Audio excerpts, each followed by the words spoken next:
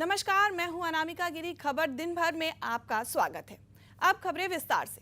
विपक्षी गठबंधन इंडिया की बैठक में पश्चिम बंगाल की मुख्यमंत्री ममता बनर्जी ने विपक्ष के पीएम चेहरे को लेकर कांग्रेस अध्यक्ष मल्लिकार्जुन खड़गे का नाम प्रस्तावित किया है। इस प्रस्ताव का समर्थन दिल्ली के मुख्यमंत्री और आम आदमी पार्टी के राष्ट्रीय संयोजक अरविंद केजरीवाल ने किया है। तृणमूल कांग्रेस की चीफ ममता बनर्जी के प्रस्ताव पर खड़गे ने कहा है कि हमें चुनाव जीतने पर ध्यान देना चाहिए। उन्होंने कहा कि सभी लोग मिलकर काम करेंगे और सीट शेयरिंग को लेकर जिस राज्य में हमारे लोग हैं वो एक दूसरे से समझौता करेंगे। अगर समझौता नहीं बन सकता तो इंडिया गठबंधन के लोग निर्णय करेंगे। सांसद नहीं है तो पीएम की बात का क्या फायदा, इसलिए हमें कोशिश करनी चाहिए कि पहले हम जीत करके आए।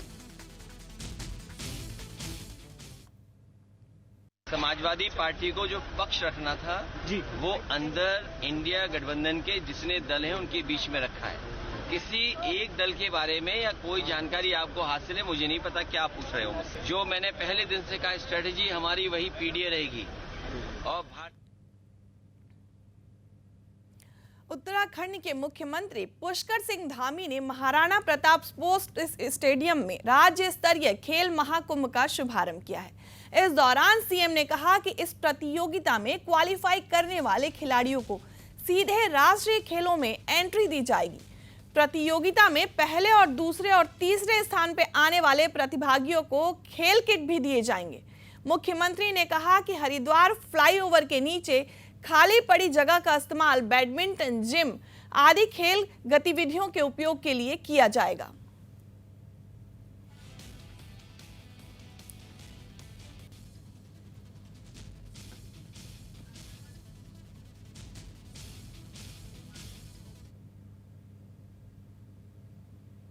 गाजियाबाद में मोदी नगर के भोजपुर थाना क्षेत्र के ग्राम फजलगढ़ में पति ने पत्नी की हत्या कर दी।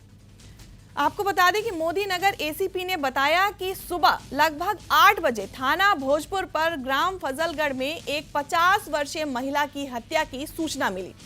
सूचना पर स्थानीय पुलिस तत्काल मौके पर पहुंची। जांच करने पर पाया गया कि सुंदरी नाम की मृतका है और इसके पति धर्मवीर द्वारा चाय बनाने को लेकर इनमें कुछ कहा सुनी हुई थी, जिसके बाद इसके पति धर्मवीर ने घर में रखे धारदार हथियार से इसकी हत्या कर दी। मृतका के पुत्र की तहरीर पर थाना भोजपुर पर सुमंगल धाराओं में केस पंजीकृत किया गया है और अभियुक्त को गिरफ्तार कर अग्रिम वैधानिक कार्रवाई भी की जा रही है। ग्राम फजलगढ़ में एक 50 वर्षीय महिला की हत्या की सूचना प्राप्त हुई। सूचना पर स्थानीय पुलिस तत्काल मौके पर पहुंची। जानकारी करने पर यह पाया गया कि सुंदरी नाम की मृतका है। इनके पति धर्मवीर द्वारा आज सुबह लगभग 7 बजे चाय बनाने को लेकर इनसे कुछ कहासुनी की गई, जिसके बाद घर में रखे एक पुराने धारदार हथियार से धर्मवीर द्वारा सुंदरी के गर्दन व सर पर पीछे से वार कर दिया गया, जिससे प्रधानमंत्री नरेंद्र मोदी ने सोमवार को अपने संसदीय क्षेत्र वाराणसी में नई दिल्ली के लिए वंदे भारत एक्सप्रेस ट्रेन को हरी झंडी दिखाकर देशवासियों को नई सौगात दी थी।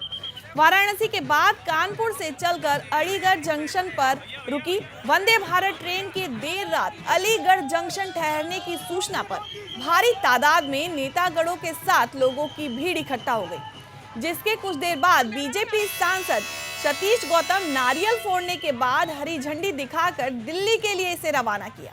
सांसद सतीश गौतम का कहना है कि जिस तरह से आज यहां पर ट्रेन रुकी है, ये आगे भी यहां अलीगढ़ जंक्शन पर रुके तो यहां के व्यापारियों के साथ लोगों को बहुत ही फायदा होगा और जो विकास मोदी जी ने बनारस में किया उसको भी यहां की जनता देखेगी और एक नई पहचान बढ़ेगी। खास बात यह है कि इस तेज गति वाली ट्रेन को अलीगढ़ वाले रेलवे स्टेशन से गुजरता हुआ देखेंगे जरूर, लेकिन बैठ नहीं पाएंगे क्योंकि फिलहाल अलीगढ़ में ट्रेन का ठहराव ही नहीं है। सांसद सतीश गौतम ने रेल मंत्रालय से जल्द ही अलीगढ़ में ट्रेन की ठहराव की मांग भी उठाई है। मैं प्रधानमंत्री जी मोदी जी का बहुत बहुत धन्यवाद दूंगा कि उन्होंने जिस तरह से वंदे भारत को आज झंडी दिखाकर बनारस का सफर और आसान किया है। ये बहुत बड़ी उपलब्धि है देश में। और मोदी जी जब से आए हैं, नई नई ट्रेनें चल रही हैं, बहुत स्पीड वाली ट्रेनें चल रही हैं, उससे व्यापार भी बढ़ रहा है। अलीगढ़ की पहचान डिफेंस कॉरिडोर के नाम से मोदी जी के आने के बाद, ताला नगरी के नाम से, राजा महेंद्र प्रताप यूनिवर्सिटी के नाम से अलीगढ़ की पहचान है। मैं जिस तरह से आज हमारे यहाँ पर ट्रेन रुक रही है, ये आगे भी ट्रेन रुके तो यहाँ के लोगों को बहुत फायदा मिलेगा। और जो विकास बनारस में मोदी जी ने किया है उसको भी यहाँ के वाराणसी स्थित काशी विश्वनाथ ज्ञानवापी भूमि स्वामित्व विवाद मामले में इलाहाबाद हाई कोर्ट ने मंगलवार को एक बड़ा आदेश जारी किया। ज्ञानवापी मामले में इलाहाबाद हाई कोर्ट से मुस्लिम पक्ष को बड़ा झटका लगा है। इलाहाबाद हाई कोर्ट ने 1991 में मुकदमे को ट्रायल की मंजूरी दे दी है। इलाहाबाद हाई कोर्ट ने 5 याचिकाएं खारिज कर दी हैं। जज जस्टिस रोहित रंजन अग्रवाल की पीठ ने मालिकाना हक विवाद के मुकदमे को चुनौती देने वाली सुन्नी सेंट्रल वक्फ बोर्ड और अंजुमन इंतजामिया मस्जिद कमेटी की याचिकाएं खारिज कर दी है। कोर्ट ने कहा कि मुकदमा देश के 2 प्रमुख समुदायों को प्रभावित करता है। हाई कोर्ट ने कहा कि हम वाराणसी जिला ट्रायल कोर्ट को 6 महीने में मुकदमे का फैसला करने का निर्देश देते हैं।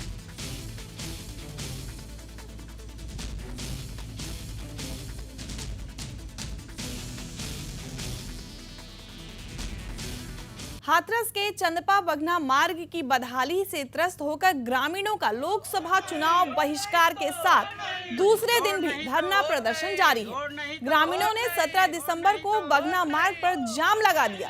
ग्रामीणों ने जनप्रतिनिधियों के खिलाफ जमकर नारेबाजी भी की। ग्रामीणों ने जनप्रतिनिधियों पर अपने कार्यालयों पर नहीं मिलने का भी आरोप लगाया। ग्रामीणों ने आगरा अलीगढ़ राष्ट्रीय राजमार्ग पर भी जाम लगाने की चेतावनी दी है। धरने को लेकर खुफिया तंत्र भी सक्रिय रहा।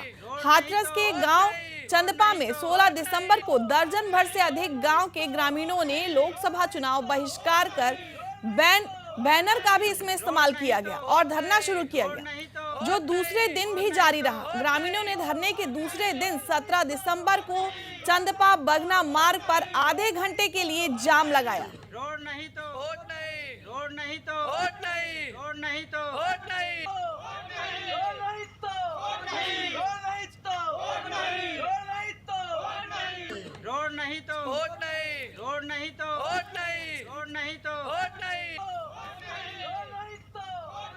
नहीं तो वोट नहीं, रोड नहीं तो वोट नहीं, रोड नहीं तो वोट नहीं, रोड नहीं तो वोट नहीं, रोड नहीं तो वोट नहीं, रोड नहीं तो वोट नहीं।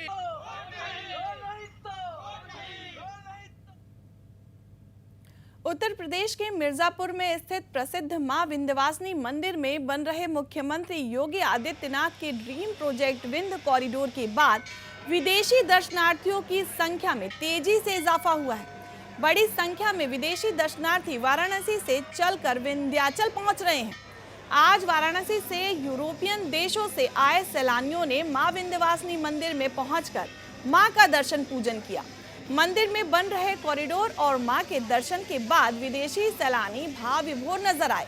मंदिर परिसर में बैठकर मां की आराधना किया और जयकारे भी लगाए।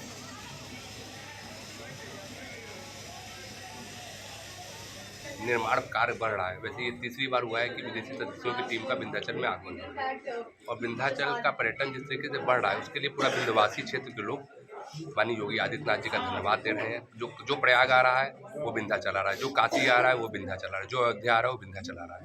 एक हमारी उपलब्धि है और हमारी संस्कृति को और माँ विंध्यवासिनी की शक्ति को जब लोग यहाँ के जो विदेशी आते हैं, जब उसको प्राप्त करते हैं, उस ऊर्जा का जब हमको अनुभव बताते हैं तो हमको बहुत अच्छा लगता है। उस ऊर्जा का जिस तरीके से हमें आभास है, हम उस ऊर्जा को विश्व के कोने कोने तक पहुँचाना चाहते हैं और जिसका आप सबका सहयोग हम लोग के लिए बहुत जरूरी है। My name is Yasmina. Feeling of God, it's like being in India, you know. I feel God everywhere, on the streets, in the temples, in conference. ताज नगरी आगरा के धकरान चौराहा थाना नई मंडी MG रोड पर प्राचीन चामुंडा देवी मंदिर में चोरी की घटनाएं थमने का नाम नहीं ले रही। मंदिर में चोरी करते हुए चोर मंदिर में लगे CCTV कैमरे में कैद हो गए। पहले तो मंदिर में चोरी करने के दौरान महंत को चोर ने मार मार कर घायल कर दिया। जब सुबह क्षेत्रीय लोगों को पता चला तो महंत को अस्पताल में भर्ती कराया गया, पर महंत जी बच नहीं सके और अस्पताल में ही उनकी मृत्यु हो गई।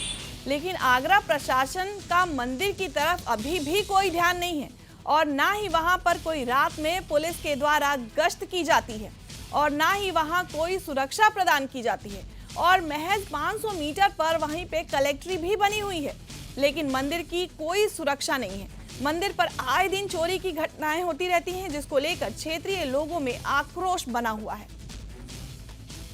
निर्माण कार्य बढ़ रहा है। वैसे ये तीसरी बार हुआ है कि विदेशी सदस्य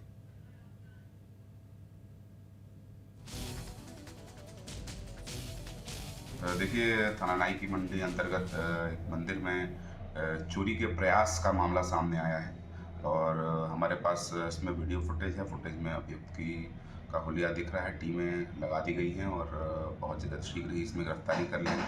अभी तक चोरी की घटना की पुष्टि नहीं हुई है और टीम हमारी लगी हुई है। बहुत जल्दी ही गिरफ्तार करके घटना का सफल अनावरण किया जाएगा। देखिए,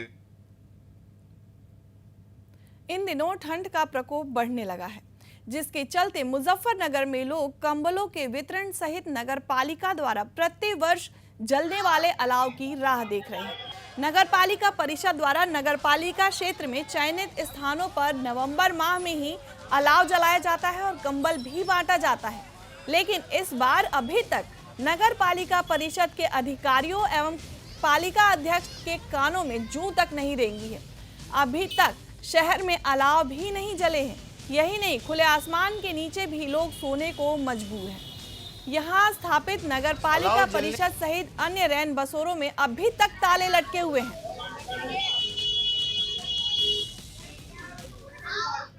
अलाव जलनी चाहिए। लोग बाग ठंड में बैठे हैं, ठंड में मर रहे हैं। गरीब गुरबा लोग हैं जिनके ऊपर छत भी नहीं है, तो उनके वास्ते अलाव का इंतजाम होना चाहिए। भाई उनमें उन्होंने अधिकारियों के हाथ में है, हम लोगों के हाथ में नहीं है। उनके ताले खुलने चाहिए। ये लोग बाग जो सड़क पे पड़े हैं, ये उसके अंदर रुकने चाहिए।